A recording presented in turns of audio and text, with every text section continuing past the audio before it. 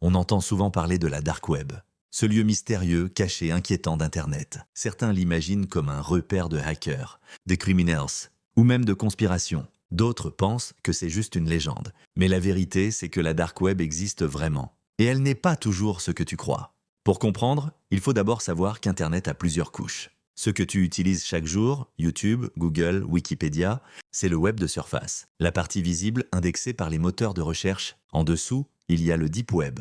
C'est tout ce qui n'est pas accessible publiquement. Base de données, comptes privés, espaces sécurisés, et encore plus bas, il y a la dark web.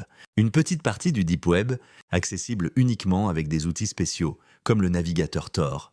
Tor fait passer ta connexion à travers plusieurs serveurs chiffrés. C'est ce qu'on appelle le réseau en oignon.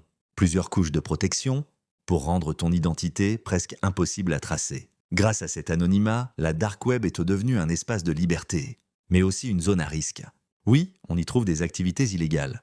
Trafic de données, armes, drogue, mais on y trouve aussi des journalistes, des chercheurs et des activistes qui s'en servent pour protéger leurs sources. En réalité, la dark web n'est ni bonne ni mauvaise. C'est un outil.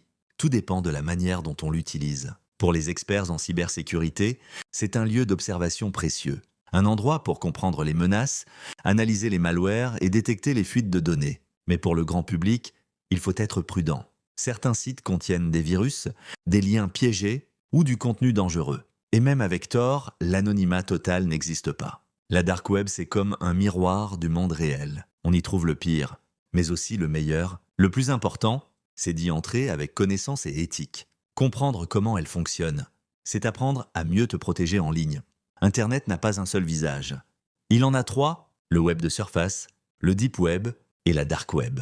Et c'est en les comprenant tous qu'on peut naviguer vraiment en sécurité. Moi, c'est Chaplon. Ici, on explore la technologie de manière éthique, éducative et responsable. Abonne-toi et découvre le vrai visage de la cybersécurité moderne.